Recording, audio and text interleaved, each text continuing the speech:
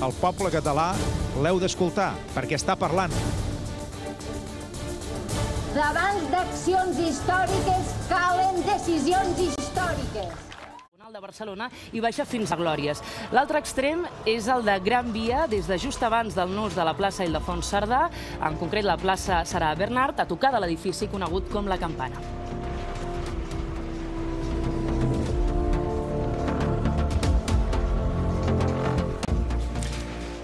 Seguirem, doncs, aquest...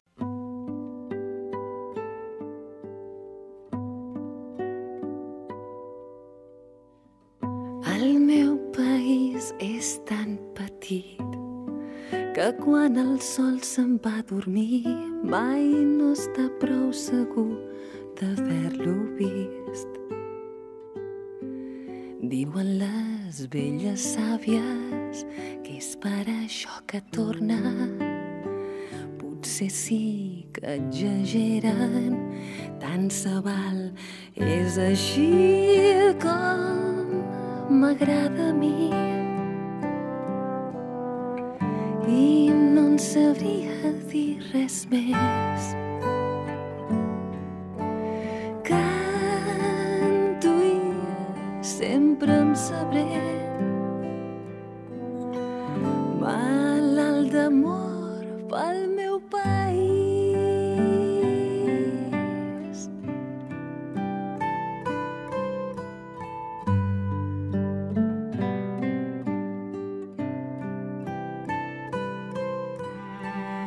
El meu país és tan petit que des de dalt d'un campanar...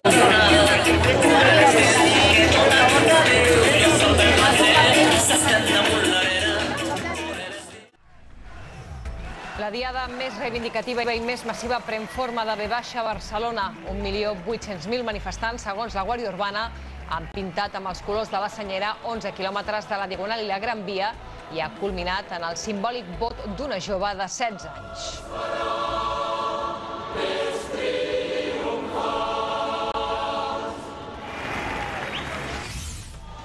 Òmnium i l'Assemblea Nacional Catalana qualifiquen la mobilització de victòria pacífica. Fan una crida a la unitat dels partits favorables al dret a decidir i insisteixen que els catalans estan preparats per votar el 9-N. I el 9 de novembre farem una V de victòria perquè votarem i guanyarem. El president Mas rep els organitzadors, agraeix la mobilització i es compromet a fer tot el necessari perquè la unitat per la consulta no s'esquerdi. Llança un missatge a Madrid perquè s'assegui a negociar. Diverses televisions internacionals mostren en directe la mobilització de Barcelona amb imatges dels moments culminants de la gran manifestació.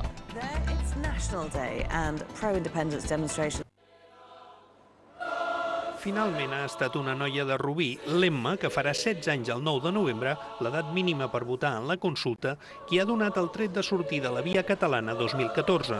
Ho ha fet dipositant el seu vot simbòlic en una de les 947 urnes que omplien l'escenari en representació de tots els municipis de Catalunya on els convocants de la manifestació voldrien que es voti el futur polític del país el proper novembre. 1.800.000 persones, segons la Guàrdia Urbana, i tan sols mig milió, segons la delegació del govern central, han participat d'aquesta gran V que ocupava els 11 quilòmetres de la Gran Via i de la Diagonal barcelonines, formant una enorme senyera que vol ser la imatge que doni la volta al món. Un original escenari amb 3 puntes ha presidit l'acte. Des d'aquí s'han fet diverses intervencions. Carme Forcadell, presidenta de l'Assemblea Nacional Catalana, ha apel·lat directament als dirigents del país. Demanem als nostres representants polítics que siguin dignes del poble que els ha votat.